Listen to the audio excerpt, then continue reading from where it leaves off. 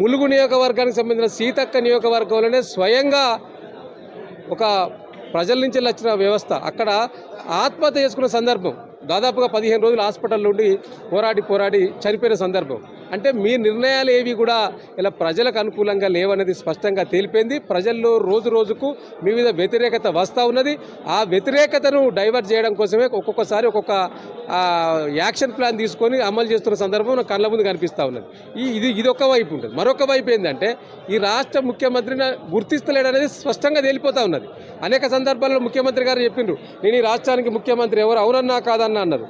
అవునా, నువ్వు కరెక్టే, ముఖ్యమంత్రి మీరు కాదని ఎవరంటారు. కానీ నేను ముఖ్యమంత్రిగా మీ పార్టీ వాళ్ళే గుర్తిస్తలేరు కదా.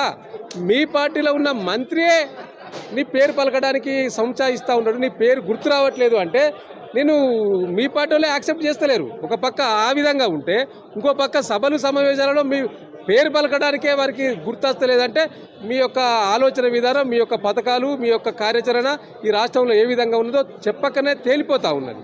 కాబట్టి ఇవాళ అన్నం ఉడికిందా లేదా అనేది ఒక మెతుకు ముడితే తెలిసినట్టు ఇవాళ ఈ ప్రజా పాలన బాగున్నదా లేదా అని తెలవడానికి మీరు తీసుకొచ్చిన ఒక్క పథకం చెప్పండి ప్రజల్లోకి వెళ్ళింది, ఏది లేదు కదా. కాబట్టి 14 ఏళ్ళలో మీరు అట్టర్ ఫెయిల్యూర్ అయిపోయినారు.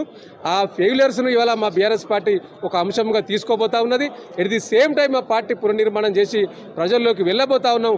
ఆనాడు జయశంకర్ సార్ గారు చెప్పినట్టు స్వీయ రాజకీయ అస్తిత్వమే శ్రీరామ రక్ష అని చెప్పాడు. ఇలా తెలంగాణ ప్రజలకు బీఆర్ఎస్ పార్టీ మాత్రమే స్వీయ రాజకీయ అస్తిత్వం. ఆ దిశగానే మా పార్టీ కార్యాచరణ ఉండబోతా ఉన్నది. కొన్ని చోట్ల అధికారులతో కేసీఆర్ కూర్చోడానికి చింపడం జరుగుతుంది.